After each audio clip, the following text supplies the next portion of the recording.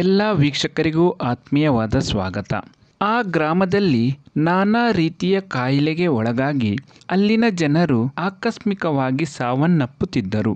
ಮನುಷ್ಯರು ಮಾತ್ರವಲ್ಲದೆ ನಾಗರ ಹಾವುಗಳು ಸಹ ಸತ್ತು ಬೀಳುತ್ತಿರುವುದನ್ನು ಕಂಡ ಆ ಊರಿನ ಗ್ರಾಮಸ್ಥರು ಕೊನೆಗೆ ಅಷ್ಟಮಂಗಳ ಪ್ರಶ್ನೆಯ ಮೊರೆ ಹೋಗುತ್ತಾರೆ. ಅಷ್ಟಮಂಗಳ ಪ್ರಶ್ನೆಯಲ್ಲಿ ಕಂಡುಬಂದ ವಿಸ್ಮಯಗಳೇನು? ಈ ಎಲ್ಲ ಘಟನೆಗಳ ಹಿಂದೆ ಇದ್ದ ಆ ಶಕ್ತಿಗಳು ಯಾವುವು? ಎಲ್ಲವನ್ನು ಈ ವಿಡಿಯೋದಲ್ಲಿ ತಿಳಿಸಿಕೊಡುತ್ತೇನೆ. ದಯವಿಟ್ಟು ಈ ವಿಡಿಯೋವನ್ನು ಕೊನೆಯವರೆಗೂ ನೋಡಿ ನಿಮ್ಮ ಅನಿಸಿಕೆಗಳನ್ನು ಕಾಮೆಂಟ್ಸ್ ಮೂಲಕ ನಮಗೆ ತಿಳಿಸಿ.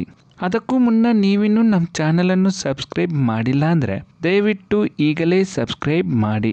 ಗ್ರಾಮದಲ್ಲಿ ಹಲವಾರು ರೀತಿಯ ಸಂಕಷ್ಟಗಳು ಎದುರಾದಾಗ ಗ್ರಾಮಸ್ಥರೆಲ್ಲ ಒಟ್ಟಾಗಿ ಅಷ್ಟಮಂಗಳ ಪ್ರಶ್ನೆಯ ಮೊರೆ ಹೋದಾಗ ಸುಮಾರು 500 ವರ್ಷಗಳಿಗಿಂತಲೂ ಹಳೆಯದಾದ ದೈವಸ್ಥಾನವೊಂದು ಆ ಗ್ರಾಮದ ಕಾಡಿನಲ್ಲಿ ಪಾಳು ಬಿದ್ದಿರುವ ವಿಚಾರ ಗೋಚರವಾಗುತ್ತದೆ. ಅದಕ್ಕೆ ಸಂಬಂಧಿಸಿದ ಭಂಡಾರದ ಮನೆಯು ನೆಲಸಮವಾಗಿ ಆ ಮನೆಯಲ್ಲಿದ್ದ ದೈವದ ಮೂರ್ತಿಗಳು ಮಣ್ಣಿನಡಿಯಲ್ಲಿ ಸಿಲುಕಿರುವುದಾಗಿ ಪ್ರಶ್ನೆಯಲ್ಲಿ ತಿಳಿದು ಬರುತ್ತದೆ. ಅಷ್ಟಮಂಗಳ ಪ್ರಶ್ನೆಯಲ್ಲಿ ತಿಳಿಸಿದ ನಿರ್ದಿಷ್ಟ ಪ್ರದೇಶದ ಕಾಡಿನಲ್ಲಿ ಹುಡುಕಾಡಿದಾಗ ಮರ ಗಿಡಗಳ ಮಧ್ಯದಲ್ಲಿ ದೈವಸ್ಥಾನದ ಅವಶೇಷಗಳು ಸಿಗುತ್ತವೆ. ಆನಂತರ ಸ್ಥಳ ಪ್ರಶ್ನೆಯಿಟ್ಟು ಭಂಡಾರದ ಮನೆಯಿದ್ದ ಜಾಗವನ್ನು ಗುರುತಿಸಿ ಜ್ಯೋತಿಷಿಗಳು ತೋರಿಸಿದ ನಿರ್ದಿಷ್ಟ ಜಾಗದಲ್ಲಿ ಅಗೆದಾಗ ಪಿಲಿಚಾಮುಂಡಿ, ಉಳ್ಳೈಕ್ಳು ಹಾಗೂ ಕೊರತಿ ದೈವದ ಮುಗ, ಕಡ್ಸಲೆ, ದೀಪ, ಮಣಿಗಂಟೆ ಸಹಿತ ದೈವಾರಾಧನೆಯ ಇತರ ಪರಿಕರಗಳು ಸಹ ಲಭಿಸಿ ಗ್ರಾಮಸ್ಥರಲ್ಲಿ ವಿಸ್ಮಯವನ್ನು ಮೂಡಿಸಿವೆ.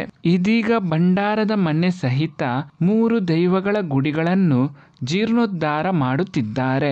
ಆಧುನಿಕತೆ ಎಷ್ಟೇ ಮುಂದುವರಿದರೂ ಸಹ ತುಳುನಾಡಿನ ಮಣ್ಣಿನಲ್ಲಿ ನೆಲೆ ನಿಂತ ದೈವಗಳು ತಮ್ಮ ಶಕ್ತಿಯನ್ನು ನಾನಾ ರೀತಿಯಲ್ಲಿ ಗೋಚರಪಡಿಸುತ್ತಿದ್ದಾರೆ ಎನ್ನುವುದು 100ಕ್ಕೆ 100 ಸತ್ಯ. ಅಷ್ಟಕ್ಕೂ ಈ ಘಟನೆ ನಡೆದಿರುವ ಆ ಕ್ಷೇತ್ರ ಯಾವುದು ಎನ್ನುವ ಪ್ರಶ್ನೆಗೆ ಉತ್ತರ ಪೆರ್ನೆ ಗ್ರಾಮದ ಕೊರತಿಕಟ್ಟೆಯ ಮಡತ್ತಾರಿನಲ್ಲಿ ಈ ಘಟನೆ ನಡೆದಿದೆ. ಸುಮಾರು 2 ವರ್ಷಗಳ ಹಿಂದೆ ಈ ಘಟನೆ ನಡೆದಿದ್ದು ಇದೀಗ ದೈವದ ಗುಡಿಗಳ ನಿರ್ಮಾಣ ಕಾರ್ಯ ಸಾಗುತ್ತಿದೆ. ಈ ಮಾಹಿತಿ ಇಷ್ಟವಾದಲ್ಲಿ ದಯವಿಟ್ಟು ಈ ವಿಡಿಯೋವನ್ನು ಲೈಕ್ ಮಾಡಿ. ಇನ್ನಷ್ಟು ತುಳುನಾಡಿನ ದೈವಗಳ ಕಾರಣಿಕದ ಮಾಹಿತಿಯನ್ನು ಮುಂದಿನ ವಿಡಿಯೋಗಳಲ್ಲಿ ತಿಳಿಸಿಕೊಡುತ್ತೇನೆ. ಎಲ್ಲ ವೀಕ್ಷಕರಿಗೂ ಧನ್ಯವಾದಗಳು.